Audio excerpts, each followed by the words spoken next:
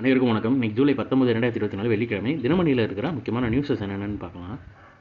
தமிழ்நாடு நாள் விழா அமைச்சர்கள் பங்கேற்புன்னு தெரிவிச்சிருக்காங்க. அதாவது ஜூலை 18 வந்து தமிழ்நாடு நாளாக அனுசரிக்கப்படுது. அதுக்கான ரீசன் என்னன்னு தெரிஞ்சவங்க கீழே கமெண்ட்டில் சொல்லுங்கள்.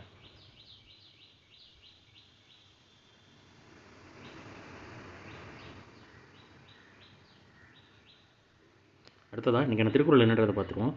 ஓவோதல் வேண்டும் ஒளிமாழ்கும் செய்வினை அதுவும் எண்ணும் அவர் மென்மேலும் உயர்வோம் என்று விரும்பி முயல்கின்றவர் தம்முடைய புகழ் கெடுவதற்கான காரணமான செயலை செய்யாமல் விட வேண்டும்னு வினை தூய்மை அப்படின்ற அதிகாரத்தில் திருவள்ளுவர் சொல்லியிருக்காரு. அடுத்ததாக முதல் முறையாக வெளிநாட்டில் மக்கள் மருந்தகம் மொரிஷியஸில் ஜெய்சங்கர் திறந்து வைத்தார்னு தெரிவிச்சிருக்காங்க. இந்தியாவின் முதல் வெளிநாட்டு மக்கள் மருந்தகத்தை மொரிஷியஸில் மத்திய வெளியுறவு அமைச்சர் ஜெய்சங்கர் திறந்து வைத்தார். இந்திய வெளியுறவுத்துறை அமைச்சர் ஜெய்சங்கர் 2 நாள் முறை பயணமாக மொரிஷியஸுக்கு சென்ற போது இந்த இதை திறந்து வச்சிருக்காரு.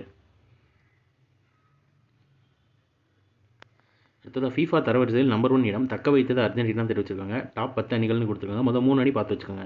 Argentina, France, Spain. புள்ளிகள் பட்டியலும் கொடுத்துருக்காங்க. இந்தியா வந்து ஃபீஃபா பட்டியலின்படி 124 இந்தியான்னு தெரிவிச்சிருக்காங்க.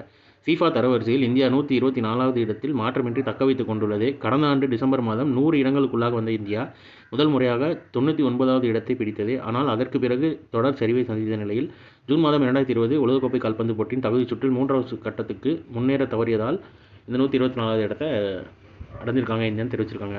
உச்சநீதிமன்ற நீதிபதிகளாக மகாதேவன், கோடீஸ்வர் சிங் பதவியேற்பு. முழு பலத்தை எட்டியது உச்சநீதிமன்றம் தெரிவிச்சிருக்காங்க. அதாவது மொத்தம் 34 நீதிபதிகள், தலைமை நீதிபதி உட்பட. அதனால் அந்த 34 நீதிபதிகளுமே ஃபுல்லாக இருக்குது அப்படின்னு தெரிவிச்சிருக்காங்க. தமிழில் ஏற்புரைன்னு கொடுத்துருக்காங்க பாருங்கள். இந்த பதவியேற்பு நிகழ்வில் சங்கப்பாடல் ஒன்றை குறிப்பிட்டு தமிழில் ஏற்புரையாற்றினார் நீதிபதி மகாதேவன். கடந்த 1963 ஜூன் 10ஆம் தேதி பிறந்தவரான இவர் 2028 ஜூன் மாதம் வரை பணியில் இருப்பார் அப்படின்னு தெரிவிச்சிருக்காங்க. ஸோ இன்றைக்கான இம்பார்ட்டன்ட் நியூஸஸ் அவ்வளோதான். இதோட ஷார்ட்டர் வெர்ஷனாக 1 மினிட் கரண்ட் அஃபேர் நம்ம சேனல் இருக்குது. வேணும்னு ரிப்ளேஸ் பண்ணிக்கோங்க. ஸோ மேலும் இன்னும் நியூஸில் சந்திப்போம். தேங்க்யூ.